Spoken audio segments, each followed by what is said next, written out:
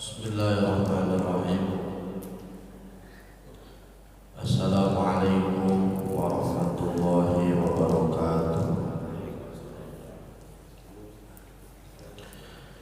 Bismillah, alhamdulillah, wassalatu wassalamu ala rasulillah Sayyidina Muhammad ibn Abdillah wa ala alihi wa ashabihi wa mawalah. Asyhadu an la ilaha illallah wahdahu la syarika lah wa asyhadu anna Muhammadan abduhu wa rasuluh alladzi la nabiyya ba'dahu, amma ba'du.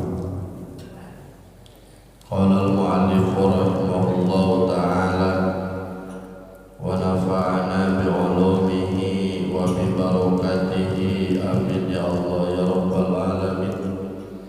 Allahumma inna nas'aluka fahman nabiyyin wa hifdzal mursalin wa ilhamal malaikatil muqarrabin. Allahumma akrimni bi nuril fahmi wa akhrijni min dhulumatil wahmi. Allahumma aghnini bil ilmi wa zayyini bil hilmi wa akrimni bit taqwa wa jammilna bil afiyah. Ya Fattahu ya Alim, ya Fattahu ya Alim, ya Fattahu ya Alim, iftah alaina fathan qariban waftah alaina fathan mubina birahmatika ya arhamar rahimin, walhamdulillahi rabbil alamin. Pertama-tama puji beserta syukur marilah kita panjatkan kehadirat Allah Subhanahu wa ta'ala, yang mana alhamdulillah pada kesempatan pagi ini Allah Subhanahu wa ta'ala masih memberikan kesehatan kepada kita sehingga kita bisa bersilaturahmi dalam rangka pengajian rutinan. Mudah-mudahan perkumpulan ini senantiasa mendapatkan keberkahan dari Allah Subhanahu wa ta'ala. Salawat beserta salam marilah kita curah limpahkan kepada baginda termulia Nabi besar Muhammad sallallahu alaihi wasallam. Tidak lupa kepada segenap keluarganya, sahabatnya, tabi'in dan atba'ut tabi'innya. Mudah-mudahan sampailah kepada kita selaku umatnya, yang mudah-mudahan kita semua nanti di hari kiamat mendapatkan syafaatnya. Amin ya Allah ya rabbal alamin. Hadirin jemaah pengajian rahimakumullah, kita lanjutkan pengajian pada pagi ini, yaitu pengajian kitab Tafsir Jalalain yang masih menjelaskan tentang Suratul Baqarah ayat ke-83. A'udzu billahi minasy syaithanir rajim. Bismillahirrahmanirrahim. Wa idh akhadna mitsaqa bani Israila la ta'buduna illallah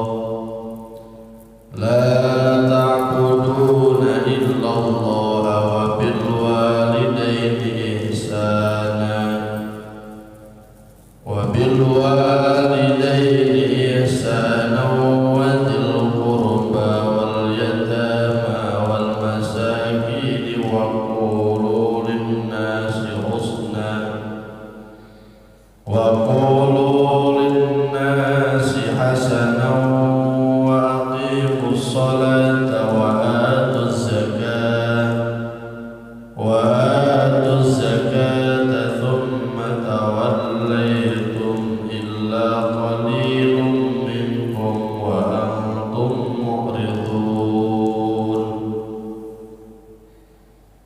Asbabun nuzul ayat wa id akhadna mitsaqa bani Israila la ta'buduna illallah. Wajah munasabah ayat.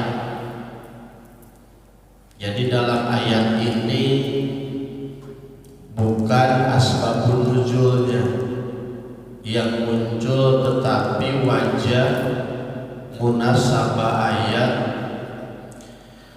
dari ayat sebelumnya. Wajah munasabah ayat dari ayat sebelumnya bahwa di dalam ayat sebelumnya menjelaskan tentang kisah-kisah orang-orang Yahudi,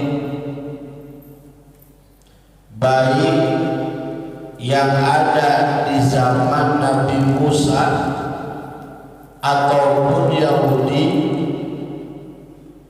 yang ada di zaman Nabi besar Muhammad Sallallahu Alaihi Wasallam, yang mana orang-orang Yahudi itu punya kelakuan dari zaman dulu sampai sekarang, punya kelakuan selalu mencegah amar ma'ruf nahi munkar. Jadi kelakuan Yahudi dari dulu sampai sekarang selalu mencegah amar ma'ruf nahi munkar, yang padahal orang-orang Yahudi terdahulu telah mengadakan perjanjian dengan Allah Subhanahu wa Ta'ala di dalam kitab Taurat. Jadi di dalam kitab Taurat sudah dijelaskan perjanjian Allah Subhanahu wa Ta'ala dengan orang-orang Yahudi. Tetapi orang-orang Yahudi terus-menerus melanggar perjanjiannya dengan Allah Subhanahu wa Ta'ala yang sudah ditulis di dalam kitab Taurat. Sehingga orang-orang Yahudi yang tadinya sudah berjanji kepada Allah Subhanahu wa Ta'ala, ternyata janji-janjinya banyak yang dikhianati. Di antaranya pengkhianatan orang-orang Yahudi. Yang pertama kemarin sudah dijelaskan bahwa orang-orang Yahudi merubah kitab Taurat, isinya merubah hukum-hukum yang ada di dalam kitab Taurat. Ternyata bukan itu saja kesalahan orang Yahudi, bahkan dia mengingkari janji-janjinya kepada Allah Subhanahu wa Ta'ala. Makanya orang yang banyak ingkar janji itu adalah sifatan-sifatan orang Yahudi. Jadi kalau ada orang sudah mengadakan perjanjian, orang sudah berjanji tetapi dia banyak mengkhianati janjinya, jangan salah, itu adalah karakter ataupun sifatan-sifatan orang-orang Yahudi. Makanya kan sifatan Yahudi nempel kadang-kadang pada diri kita sendiri. Orang Yahudi pun sama, Pak. Banyak berjanji kepada Allah Subhanahu wa Ta'ala yang ditulis ditulis oleh Allah di dalam kitab Taurat sudah dijelaskan, ternyata mereka banyak melanggar atas janji-janjinya kepada Allah Subhanahu wa Ta'ala. Mana di antaranya janji-janji orang-orang Yahudi, terutama Yahudi Bani Israel, yang melanggar perjanjiannya dengan Allah Subhanahu wa Ta'ala. Di antaranya Allah jelaskan dalam ayat ini, surah Al-Baqarah ayat 83. Kata Allah Subhanahu wa Ta'ala, wa id akhadna mitsaqa bani Israila. Dalam ayat ini Allah Subhanahu wa Ta'ala mengingatkan, waqur, Allah mengingatkan siapa? Mengingatkan Nabi besar Muhammad sallallahu alaihi wasallam. Jadi dalam ayat ini Allah mengingatkan Nabi Muhammad sallallahu alaihi wasallam ketika menetapkan atas Bani Israel, mengingatkan tentang janji-janji Bani Israel yang harus mereka penuhi kepada Allah Subhanahu wa Ta'ala. Jadi kalau bahasa kitanya begini, hai Muhammad, aku ingatkan kepadamu tentang janji-janji Bani Israel yang berjanji kepada Allah Subhanahu wa Ta'ala. Jangan sampai janji Bani Israel mereka ingkari, jangan sampai janji-janji tersebut ada pada dirimu dan pada umat-umatmu. Jadi jangan sampai umat Nabi Muhammad, terutama kita, mengikuti gaya orang Yahudi, yaitu banyak janji tetapi banyak melanggar janjinya. Makanya kata ulama-ulama ahli tafsir, orang yang banyak berjanji tetapi dia banyak mengingkari, maka itu termasuk karakter ataupun dia karakter orang-orang Yahudi. Benci terhadap Yahudi tapi sifatnya ada pada diri kita. Kita perangi Yahudi, ternyata sifatnya nempel pada dirinya sendiri. Entah kalau ngaji tafsir itu kena semuanya. Jadi Allah mengingatkan kepada Nabi Muhammad, hai Muhammad, aku ingatkan ketika dulu Bani Israel berjanji, Yahudi Bani Israel berjanji kepada Allah Subhanahu wa Ta'ala, tetapi dia banyak mengingkarinya. Mana janji Bani Israel? Di antaranya yang dijelaskan di dalam kitab Taurat, la ta'buduna illallah. Kata Allah, hai Yahudi, kau jangan beribadah illallah, kecuali hanya kepada Allah. Itu dijelaskan di dalam kitab Taurat. Apa yang mereka lakukan? Dia mengingkari janjinya. Ternyata orang-orang Yahudi bukan menyembah kepada Allah Subhanahu wa Ta'ala. Padahal dulu mereka sudah berjanji akan beribadah kepada Allah Subhanahu wa Ta'ala. Ternyata mereka mengingkarinya, orang-orang Yahudi dari zaman dulu, zaman Nabi Musa alaihissalam sampai sekarang itu menyembah bukan kepada Allah Subhanahu wa Ta'ala. Apa yang disembah orang-orang Yahudi sekarang? Itu kan bukan Allah. Yang disembah oleh orang-orang Yahudi, Lata, Uzza, Manat, patung-patung yang mereka sembah. Padahal mereka ingat kalau Yahudi benar mengamalkan kitab Taurat, di situ ada perjanjiannya dengan Allah, maka tidak akan ada orang Yahudi yang menyembah kepada selain Allah Subhanahu wa taala. Karena pembodohan Yahudi itu. Jadi orang-orang Yahudi zaman sekarang itu adalah korban Yahudi terdahulu yang merubah kitab Taurat dan isinya pemahaman-pemahaman Taurat yang palsu diterapkan kepada anak cucu dan turunan-turunannya, sehingga pemahaman-pemahamannya mengikuti pemahaman Yahudi zaman dahulu. Kalau orang Yahudi tahu isi kitab Taurat yang sebenarnya dulu, yang belum dirubah, di situ mereka punya perjanjian dengan Allah, la ta'budu illa illallah. Mereka berjanji tidak akan ibadah kecuali kepada Allah Subhanahu wa taala. Jadi kan jarang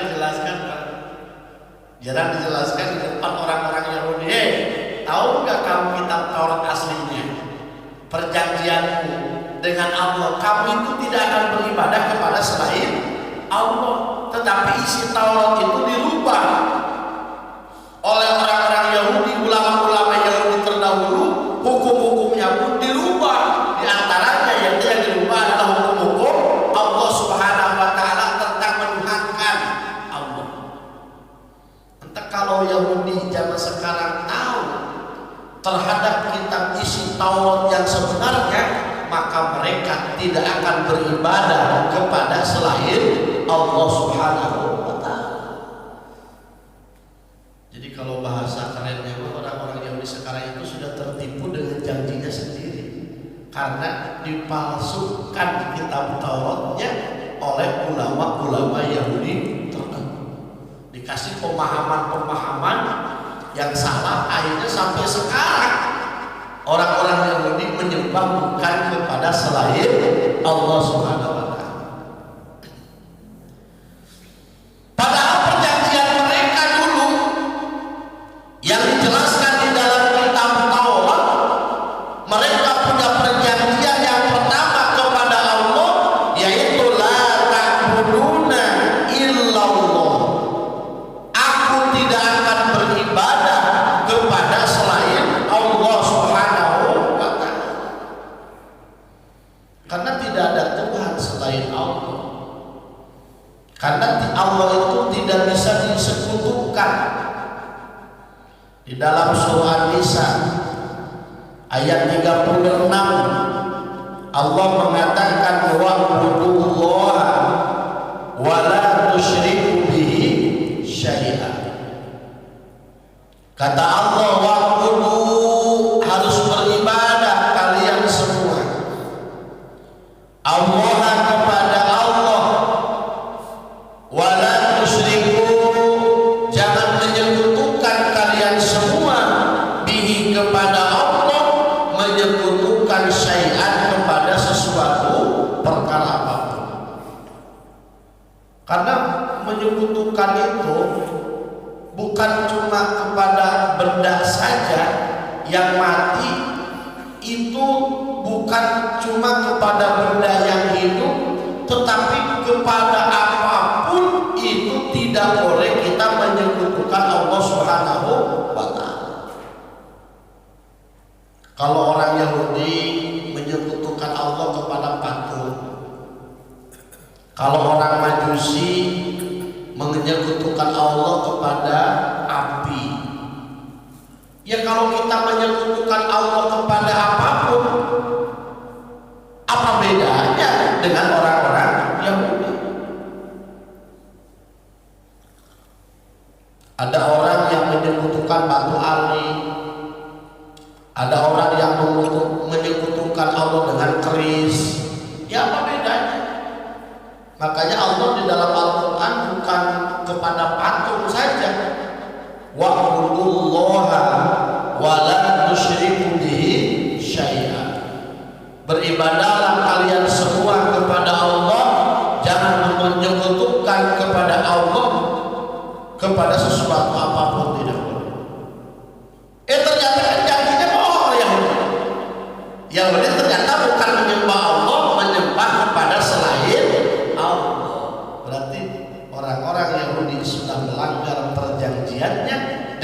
Allah yang dijelaskan di dalam kitab Taurat. Makanya orang-orang Yahudi dahulu yang benar-benar memahami kitab Taurat yang aslinya itu benar, Pak. Dikatakan kemarin sudah kita jelaskan, orang-orang Yahudi sekarang itu korban pembohongan ulama-ulama Yahudi sebelumnya, jadi kesininya terus dikasih pemahaman yang salah, akhirnya banyak melanggar janji-janji kepada Allah Subhanahu wa Ta'ala. Di antaranya itu wa'budullah, dia tidak beribadah kepada Allah Subhanahu wa Ta'ala.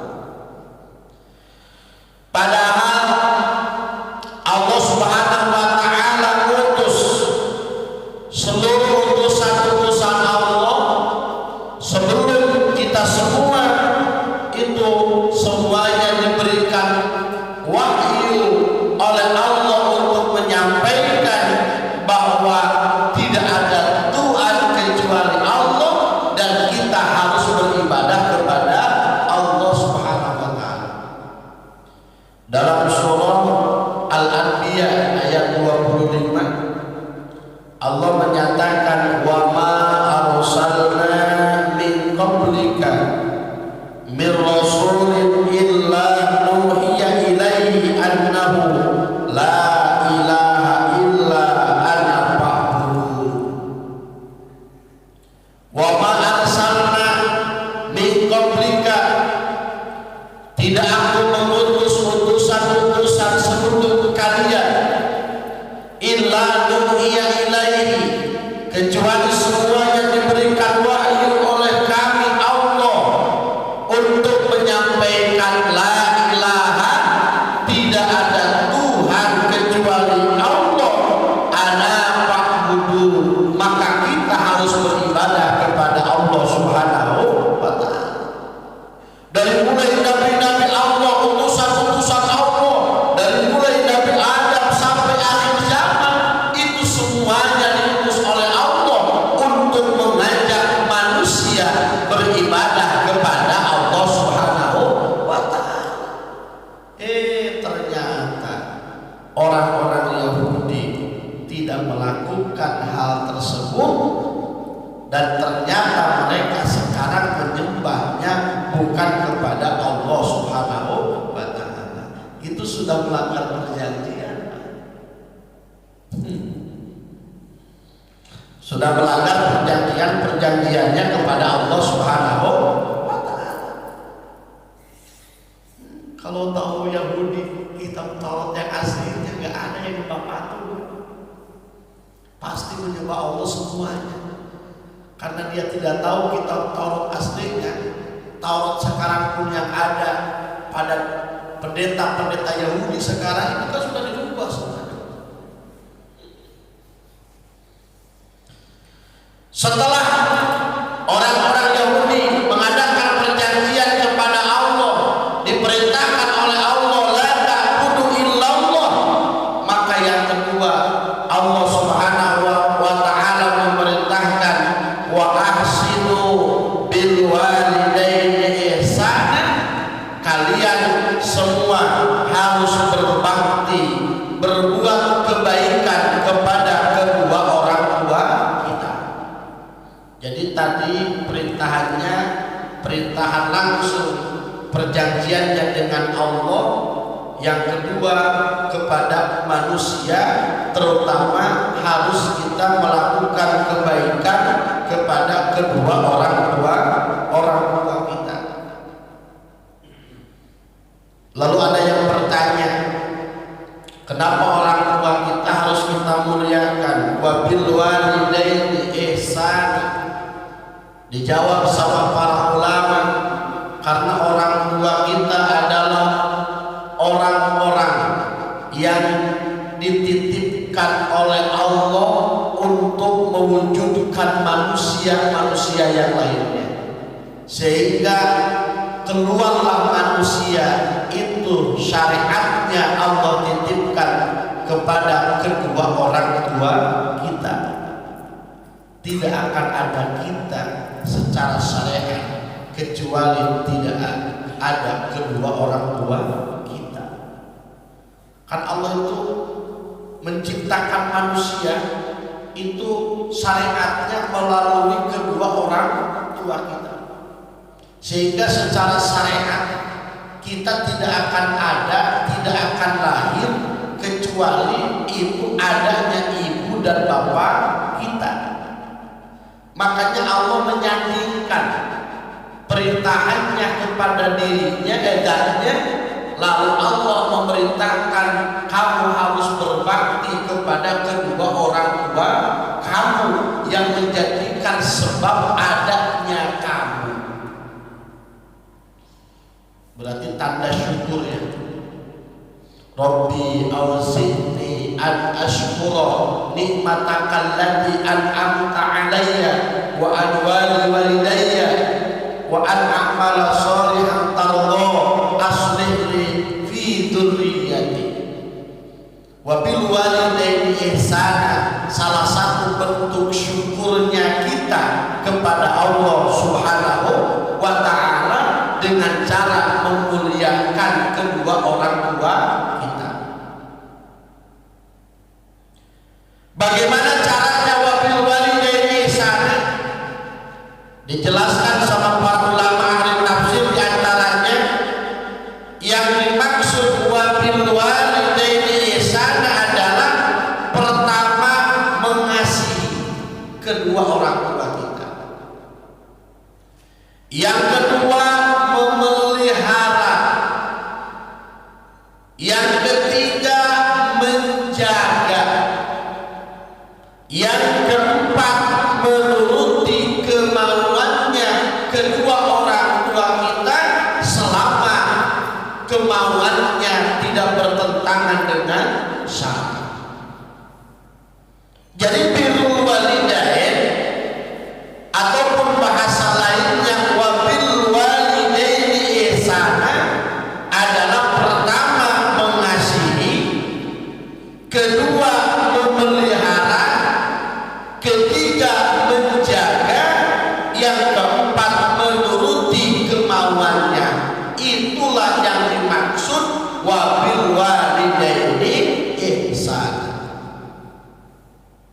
Bukan sekedar mengikuti apa yang diperintahkan kepada dari kedua orang tua kita kepada kita saja, tetapi kita harus mengasihi, harus menjaga kedua orang tua kita, harus mengasihi kedua orang tua kita, harus menyenangkan kedua orang tua kita semampunya.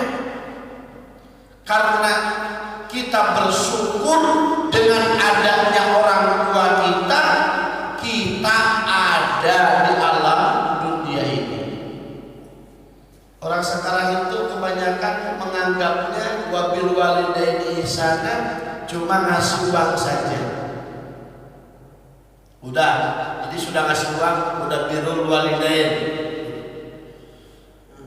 Bahkan dalam kitab yang lainnya, yang dimaksud birrul walidain adalah kebanyakan menyenangkan hati kedua orang tua kita, menyenangkan hati kedua orang tua kita, sampai-sampai Allah Subhanahu wa ta'ala menyatakan bahwa surga pun aku titipkan di bawah telapak kaki ibu. Luar biasa. Ini tidak bisa dipisahkan, Pak. Wa'budullaha wa bil walidaini ihsana. Tidak cukup manusia beribadah kepada Allah, itu hak dia dengan Allah. Ada yang kedua, wa bil walidaini ihsana, yaitu berbuat kebaikan, berbakti kepada kedua orang tua kita. Guru saya sering berkata, kamu harus bersyukur masih ada kedua orang tua kalian. Berarti kalian masih punya jimat di dunia ini. Sedih ketika seseorang sudah tidak ada kedua orang tuanya. Kenapa? Karena jimat hidupnya sudah diambil oleh Allah Subhanahu wa ta'ala. Makanya jangan sia-siakan yang masih ada kedua orang tua kita. Kita berusaha mengasihi, kita berusaha memelihara, menjaga, mematuhi apa yang diperintahkan selama tidak bertentangan dengan hukum syara. Setetes air mata ibu, hasil dari kesenangan, kebahagiaan, tetesan itu akan membuka pintu surga. Setetes air mata ibu dan bapak kita, di tetesan air mata itu timbul dari kesedihan, maka tetesan air mata itu membuka pintu neraka. Kalau kita membuat ibu kita dan bapak kita menangis karena sedih, karena kecewa kepada kita, maka tetesan itu membuka pintu neraka. Tapi kalau tetesan air mata kedua orang tua kita itu disebabkan karena dia merasa senang dengan sikap kita, merasa bahagia punya anak seperti kita, maka tetesan air matanya membukakan pintu surganya Allah Subhanahu wa Ta'ala. Sebodoh-bodohnya kedua orang tua kita, doanya seperti Nabi kita. Doaul walidain kadu'aun Nabi li ummati. Doa kedua orang tua walaupun bodoh, tidak punya ilmu, walaupun bodoh, tetapi doanya diibaratkan seperti doanya Nabi kepada umatnya, dalam arti cepat dijawab oleh Allah Subhanahu wa Ta'ala.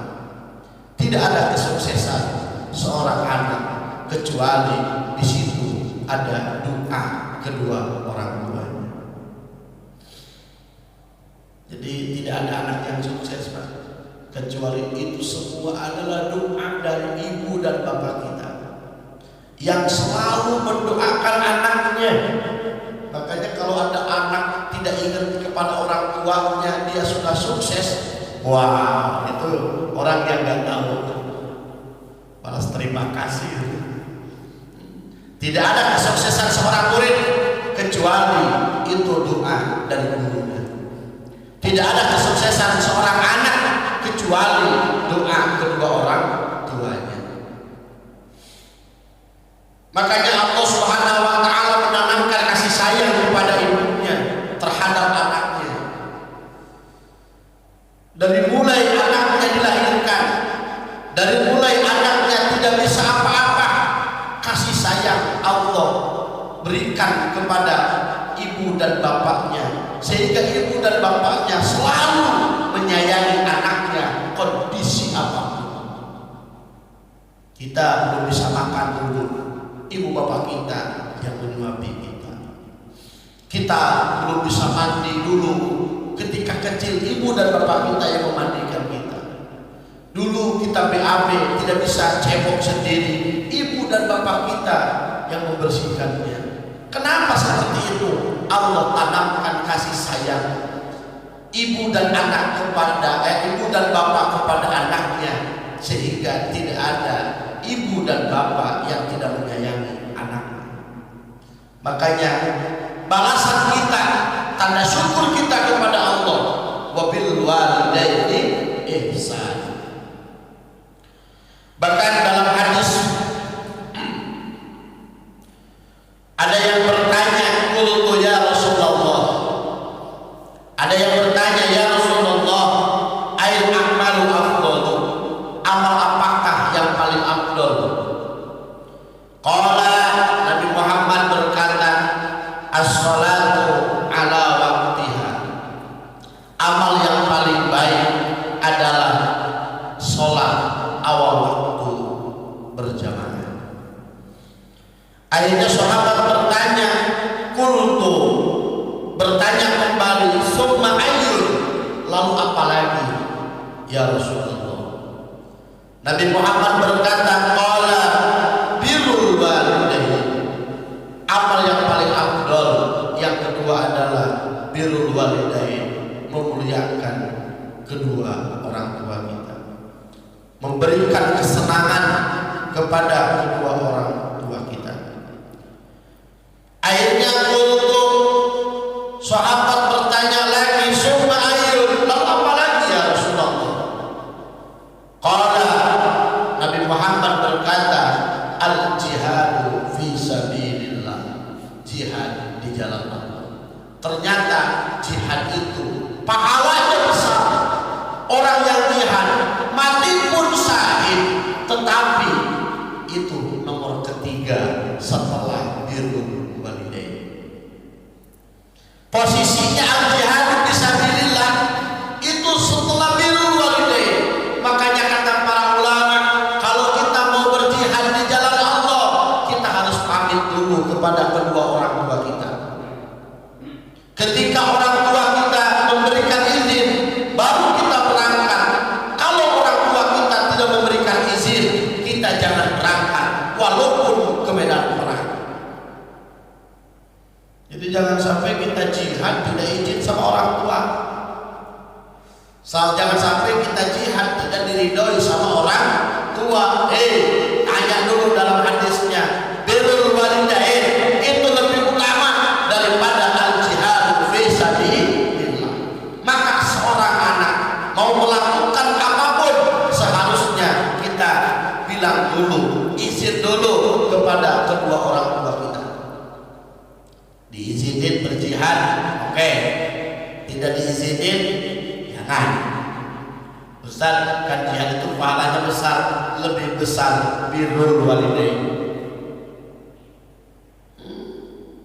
Makanya birrul walidain ini subhanallah. Makanya kadang-kadang saya kalau diajak bertengkar, diajak ribut, ditantang, kadang-kadang saya bisa sabar. Diajarkan ribut, diajarkan ini, diajarkan itu. Tapi kadang-kadang saya suka tidak sabar kalau lihat ada anak yang tidak nurut sama orang tuanya. Kesel. Ada orang anak tidak nurut sama orang tuanya. Kadang-kadang pengen apa gitu. Kenapa kesel? Karena dia suka berpikir, kamu itu memang dilahirkan dari mana? Dari batu. Itu perintah Allah. Setelah wudhu, di situ Allah memerintahkan wa bil walidaini ihsan. Luar biasa ini bil walidaini. Bahkan ada seorang laki-laki dulu datang. Anna rajulan, ada seorang laki-laki datang. Lalu qala, laki-laki tersebut bertanya, ya Rasulullah, man abarra, kepada siapa aku harus berbuat baik di antara ibu dan bapakku? Qala ummuka, kamu harus berbuat baik yang pertama kepada ibu. Akhirnya laki-laki tersebut bertanya, qala summa man, ya Rasulullah, setelah ibuku lalu siapa? Qala, Nabi Muhammad berkata, ummuka, ibumu. Akhirnya qala summa man, laki-laki tersebut berkata, lalu siapa setelah ibuku ya Rasulullah? Qala abuka, yaitu bapakmu. Kalau dalam hadis yang lain, ummuka itu 3 kali. Kalau di hadis di sini, ummukanya cuma 2 kali. Setelah ketiga kalinya baru abaka. Siapa yang harus aku hormati? Pertama ibumu. Siapa lagi? Ibumu. Setelah itu baru bapakmu. Summa adnaka, lalu siapa lagi ya Rasulullah? Setelah ibu dan bapakku, orang terdekatmu, kerabat. Summa mana? Summa adnaka, lalu siapa lagi? Orang yang terdekatmu, tangga. Orang yang terdekatmu, terus orang yang terdekat, orang yang terdekat, orang yang terdekat. Ternyata biru, kita berbuat kebaikan itu pertama kepada ibu kita, bapak kita, orang yang terdekat kita, orang yang terdekat kita, orang yang terdekat kita. Makanya di ayat selanjutnya, setelah wabil walidaini ihsana, Allah memerintahkan wadil berbuat baik kepada kerabat-kerabat kita, kepada keluarga terdekat kita. Awas ini, jangan sampai pola pikir kita hanya sholat, hanya ibadah diperhatikan, hablum minallah saja diperhatikan, sementara hablum minannasnya tidak. Wajib kurba, kita harus berbuat baik kepada kerabat kita. Kerabat yang mana? Keluarga besar kita. Kita harus berbuat baik. Wa ahsinu dzil qurba, berbuat baiklah kalian kepada kerabat-kerabat kalian, kepada keluarga-keluarga kalian. Ini mah sholatnya rajin, dengan kerabat gak sama. Sholatnya rajin, ngajinya rajin, dengan kerabat bermusuhan. Wah, nanti di ujungnya nanti lihat. Setelah Allah Subhanahu wa taala wa ahsinu dzil qurba, lalu dilanjut wal yatama, harus berbuat baiklah kalian semua kepada anak-anak yatim. Perlu dipahami, yatim itu ada dua. Ada yatim lugawi, ada yatim istilahi. Kalau yatim lugawi itu ada anak ditinggal mati bapaknya, walaupun sudah balik itu masih yatim, tapi yatimnya yatim lugawi. Ada yatim istilahi.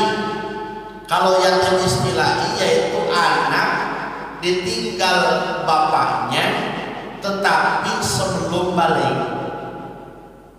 Jadi ada anak sebelum balik ditinggal bapaknya, itu namanya yatim istilahi. Lalu yang dimaksud di sini wal yatama, yatimnya mana? Yang dimaksud wal yatama di sini adalah yatimnya yatim istilahi. Seorang anak ditinggal mati bapaknya, anaknya sebelum balik, itulah yatim istilahi yang dimaksud wal yatama dalam ayat ini. Makanya kalau kita mau santunan yatim, tanya yatimnya yatim lugawi atau istilahi. Kalau yang sudah balik itu tidak termasuk yatim istilahi, itu masuknya yatim lugawi. Kalau di dalam Al-Quran, dalam hadis ada bahasa yatim, itu semuanya yatim istilahi, bukan yatim lugawi. Setelah kepada anak yatim, maka wal masakin, kita harus berbuat baik kepada orang-orang miskin. Ada yang bertanya, kok yatim dulu baru miskin? Dijawab sama para ulama, karena orang yatim kenapa didahulukan? Karena dia menghidupi dirinya harus berusaha sendiri dan tidak bisa berusaha sebetulnya karena masih kecil kan. Jadi dia menghidupi dirinya tidak bisa berusaha. Tapi kalau orang miskin menghidupi dirinya bisa berusaha. Makanya kata para ulama, Allah mendahulukan yatim baru miskin, karena orang yang miskin walaupun miskin masih bisa berikhtiar. Tapi kalau anak yatim itu tidak bisa berikhtiar karena masih kecil. Apakah selesai? Belum. Wa qulu linnasi hasanah, harus berbicara kalian kepada seluruh manusia dengan ucapan-ucapan yang baik. Jadi jangan asal ngomong asal menyakiti orang lain, ngomong asal menyakiti tetangga, ngomong asal menyakiti kerabat. Jangan. Wa qulu linnasi hasanah, kalian harus berkata dengan bahasa-bahasa yang baik. Yang dimaksud baik menurut ahli tafsir yaitu qulu, ucapannya minal amri bil ma'ruf, memerintahkan kepada amar ma'ruf, mencegah nahil munkar,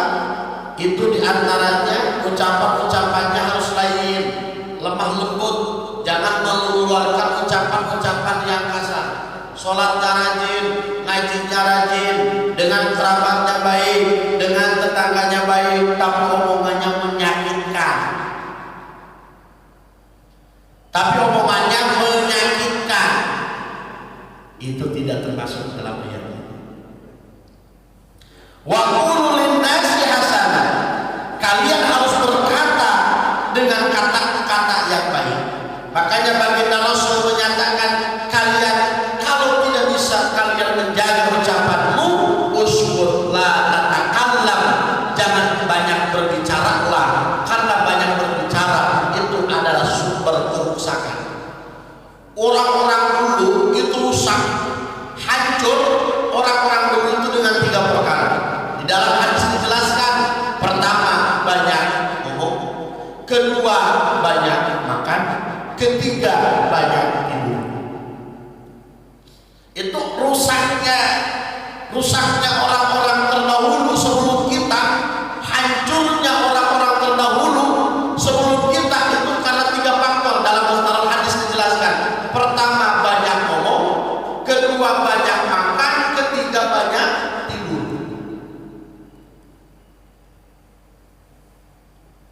Makanya ucapan itu harus dijaga.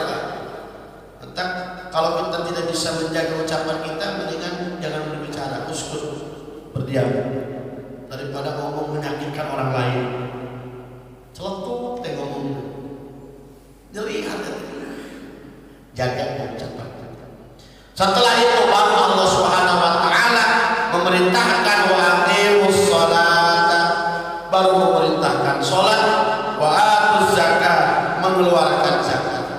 Tetapi summa tawallaitum illa qalilun, orang-orang Yahudi ketika diperintahkan oleh Allah Subhanahu wa taala, diingatkan oleh Allah Subhanahu wa taala terhadap janji-janjinya, mereka banyak berpaling kepada janji-janjinya, berpaling kepada Allah Subhanahu wa taala.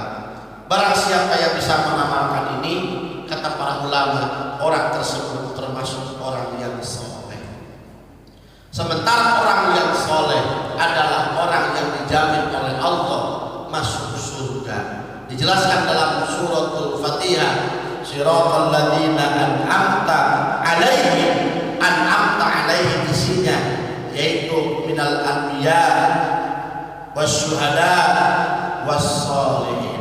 Yang dijamin oleh Allah adalah para anbiya, para rasul, para syuhada, dan orang-orang soleh. Ustaz tidak ada jaminan, kiai tidak ada jaminan, petani tidak ada jaminan. Yang ada jaminan adalah orang-orang yang soleh. Apa yang dimaksud soleh?